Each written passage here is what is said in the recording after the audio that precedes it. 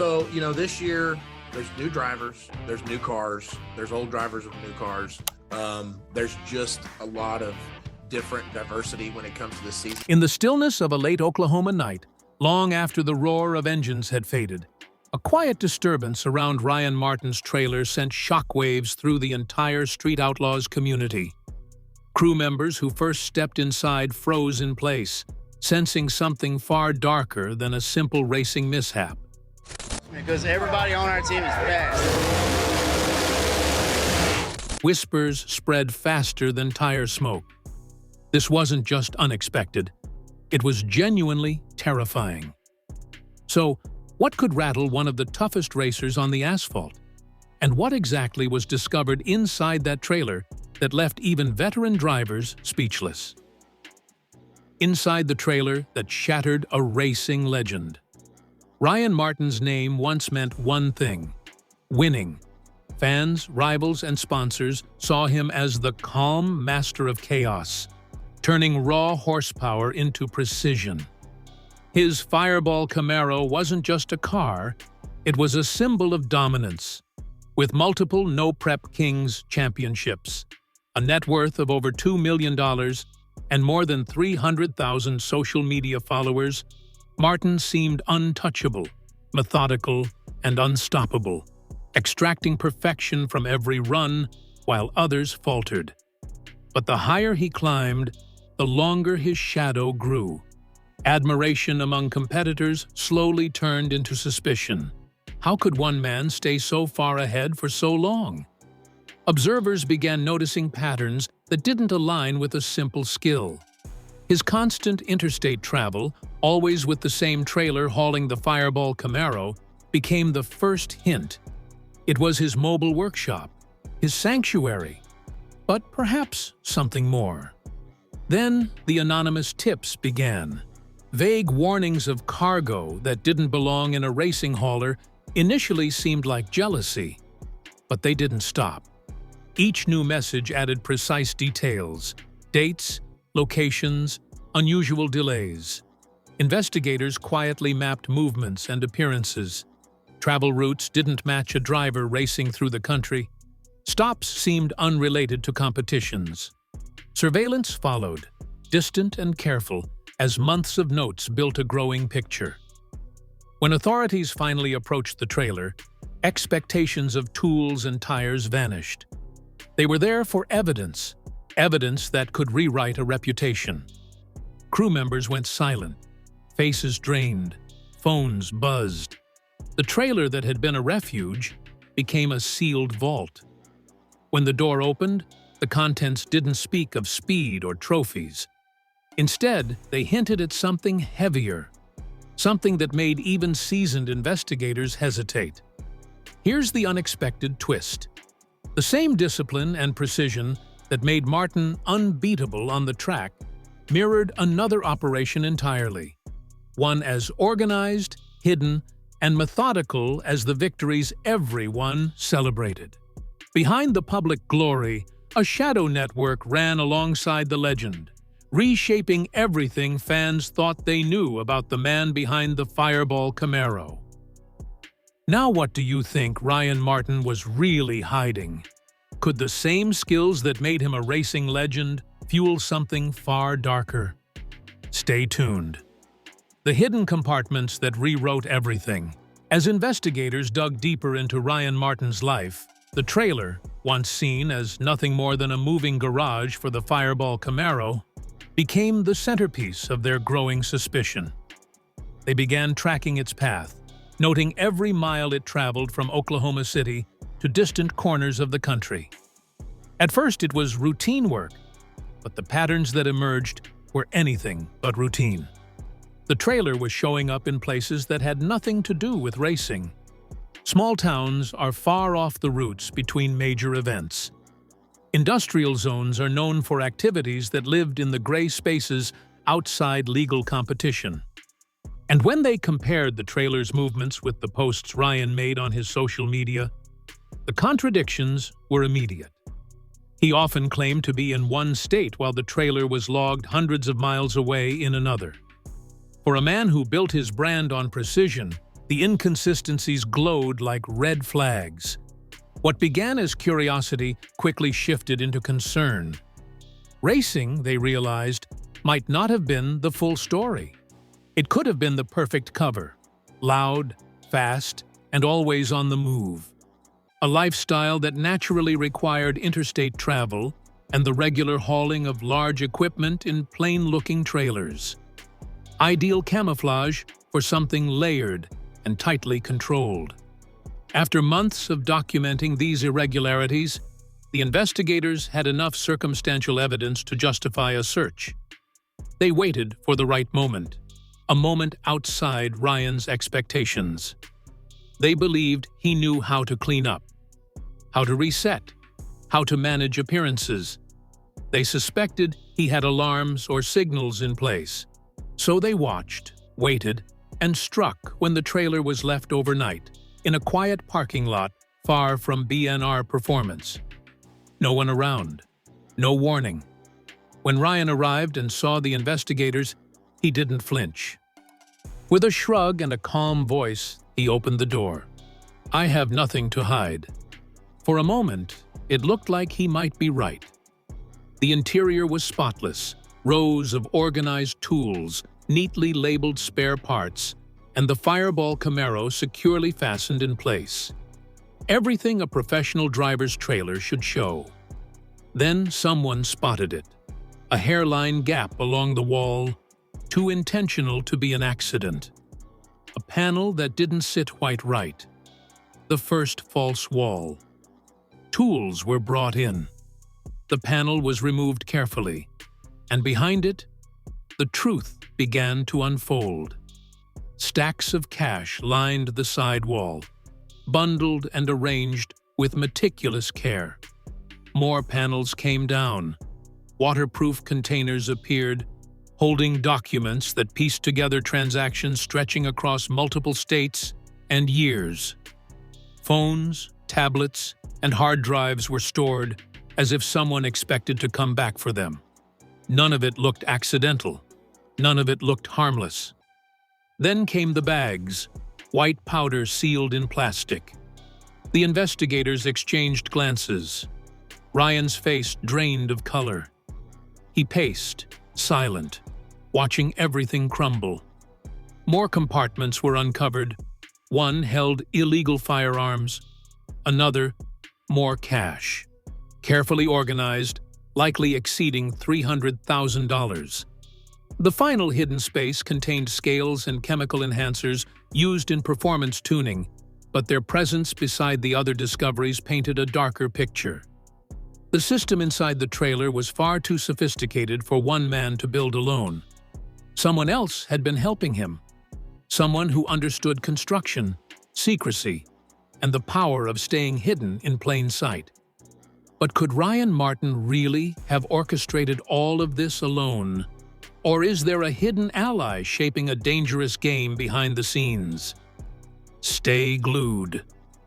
When the silence became louder than engines, the search didn't end with hidden walls and locked cases. As officers cataloged what they had uncovered, a clearer picture began to take shape. The materials were not just stored, they were arranged with purpose.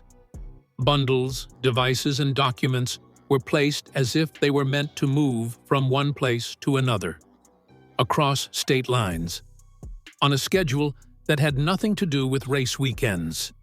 In several notebooks, investigators found handwritten names, dates, and numbers that looked more like records than reminders. USB drives were packed away in paper bags, and some contained encrypted files that had to be handed over to specialists just to be opened. Every piece was tagged, photographed, and sealed. By then, the trailer swarmed with officials. The once private space turned into a crime scene under harsh light. In the confusion, Ryan slipped away to speak with his lawyers. No one stopped him. The warrant allowed a search, not an arrest. That evening, when officers looked for him again, he was gone. Not at the trailer, not at the shop. They packed up the evidence and left, carrying answers without a suspect in hand. And just like that, Ryan Martin seemed to vanish from the public eye. Not long after, fans began noticing something felt wrong. Episodes of Street Outlaws aired without him. No Prep Kings events came and went without the Fireball Camaro roaring down the strip. At first, many assumed he was building something new, planning a dramatic comeback. Others feared a private hardship. Online forums buzzed with guesses, but no one imagined the reality unfolding behind closed doors. What viewers didn't know was that the investigation had started months earlier. Interviews had been conducted, patterns studied. After the trailer search, the pressure only increased. Behind the scenes, Ryan and his legal team worked non-stop. Then, the changes around BNR performance became impossible to ignore. A mechanic who had worked beside Ryan for more than 5 years suddenly disappeared from the shop without explanation. The company website went quiet. No new updates, no showcase builds. Another crew member erased every photo that showed the Fireball Camaro or bore the BNR performance name. Customer testimonials vanished from the site. Services were reduced to the basics. It looked less like a business update and more like a cleanup. Even the people closest to Ryan went silent. His partner, Cherish, known across the racing world as Mama Fireball, pulled away from the sport she once celebrated daily online. Javier Canales, the crew chief who helped build the Camaro's legend, posted nothing. Neither did Michael Bean, Ryan's closest friend. The team that once stood proudly in the spotlight was fading into the background together. And this is where the truth cut deepest. None of the evidence pointed to small-time cheating or illegal fuel. On the track, Ryan had earned his reputation. But the devices recovered told another story. Burner phones held messages about packages, drop-offs, and timing. Emails discussed inventory and territories. Accountants followed the money trail and began uncovering income that never made it to the books or tax returns. Charges of tax evasion and money laundering hung in the air, with more likely to follow. The twist no one expected was how wide the net seemed to stretch. The search suggested a system, not a solo act, an operation built with the same care and discipline that once built a racing empire. As investigators dug deeper, it became clear that if Ryan talked, he wouldn't be the only one facing prison bars. But what secrets lie buried in Ryan Martin's empire? And who else is trapped in a web that mirrors his precision and shadows his fame? Keep watching where loyalty cracked, whispers turned dangerous. By the time the evidence from the trailer had been catalogued, investigators understood one thing clearly: this was not random, and it was not small. Whatever had been built around Ryan Martin's travels and equipment showed planning and order, the kind that rarely belongs to one person alone. That meant more people were involved, whether they knew the full truth or not. The focus shifted immediately to those nearest to him: his racing crew, the hands that loaded the trailer, the faces that stood beside him at tracks across the country, and the ones who had stepped inside that rolling fortress time and again. Interview after interview followed. Some crew members reacted with shock that looked real. Others became defensive. Many repeated the same points, almost word for word. Ryan lived for racing. Ryan obsessed over performance. Ryan was serious about business, but never shady. They said the trailer was always locked when it wasn't in use, that access was tightly controlled, and that Ryan personally handled the loading and unloading of the Fireball Camaro. He arranged his tools himself. He checked every detail. To them, that wasn't suspicious. It was what a champion did.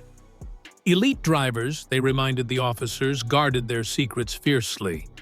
Being private came with the territory, but beneath the surface, cracks started to show. A few people, after hours of gentle pressure, began to talk. If not for truth, then out of fear, immunity, or money.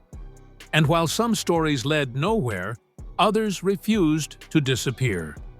One crew member spoke about seeing Ryan meet someone in a parking lot, far from any racetrack. He remembered the way Ryan kept scanning the area, the way a small package changed hands quickly. At the time, it seemed harmless, probably a part, maybe a rare component. But after learning what had been found inside the trailer, that memory felt heavier, darker. Another associate shared a story that shook him as he told it. Ryan once asked him to store several boxes in his garage, explaining they were spare parts that didn't fit in the trailer. Ryan promised he would collect them in a few weeks.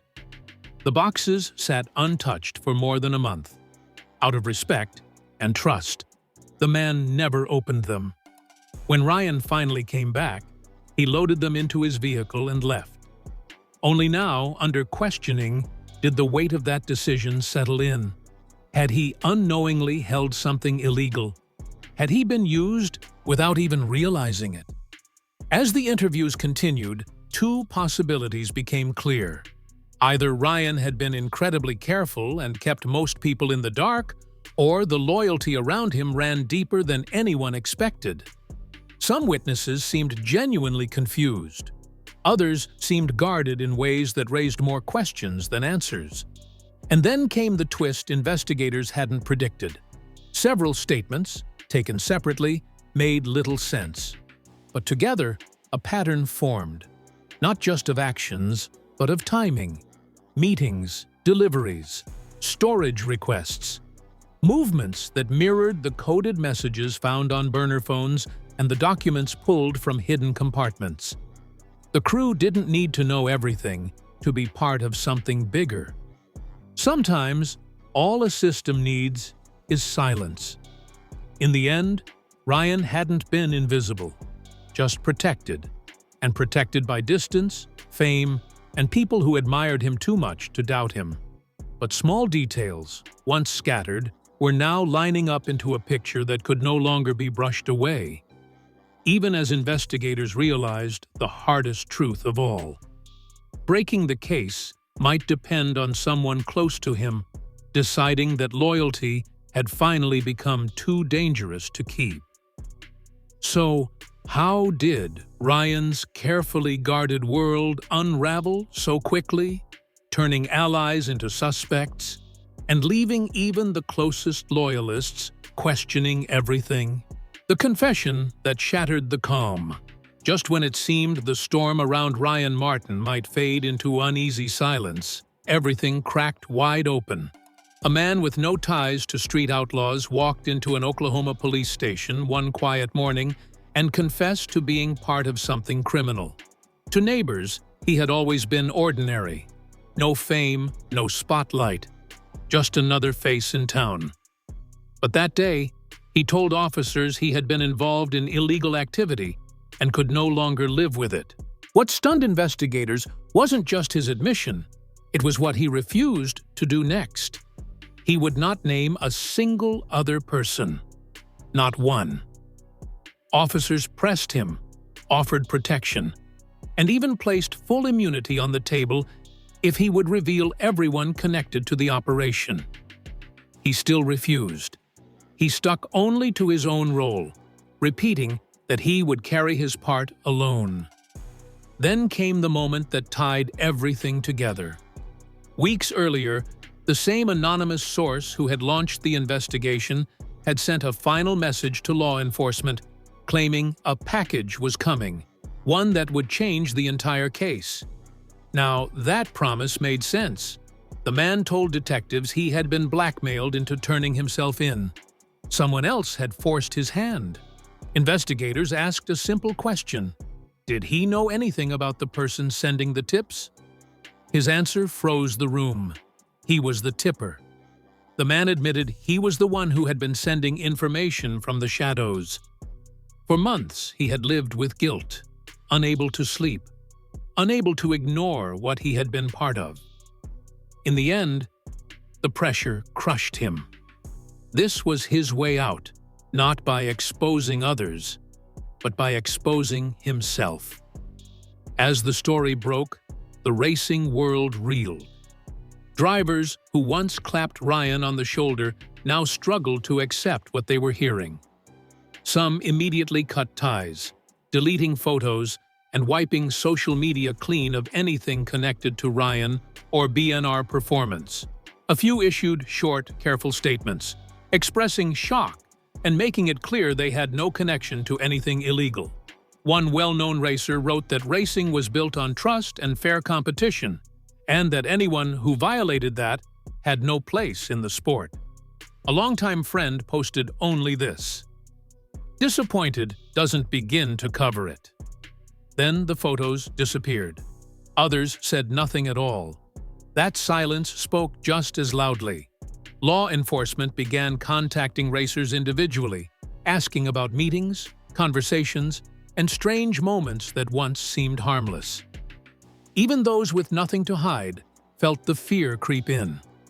People replayed old memories in their minds, wondering whether something small could now mean something dangerous.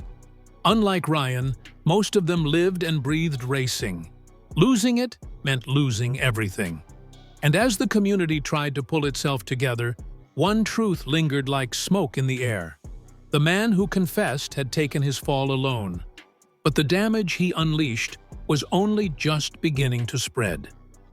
So what happens when one confession unravels an entire empire? Can loyalty survive?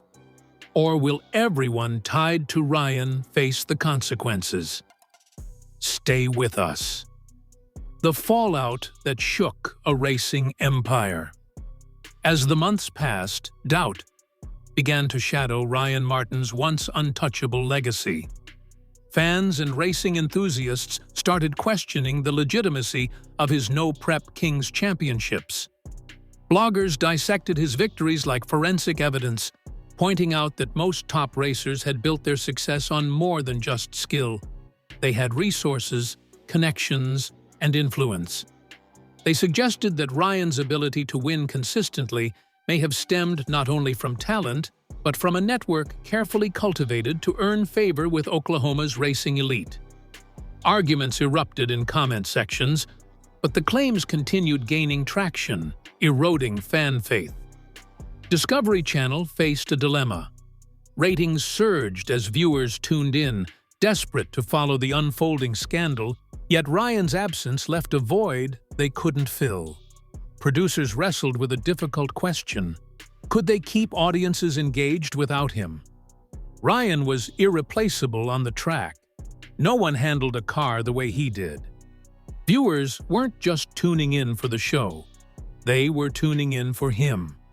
The pressure grew heavier when law enforcement approached the producers, requesting any unedited footage that could shed light on suspicious behavior. To avoid legal entanglements, the network handed over everything, publicly distancing itself from Ryan's troubles. Meanwhile, Ryan's personal world was unraveling. The BNR performance shop sat empty for weeks. Insider reports suggested he had been taken into custody, then released on bail with movement restrictions.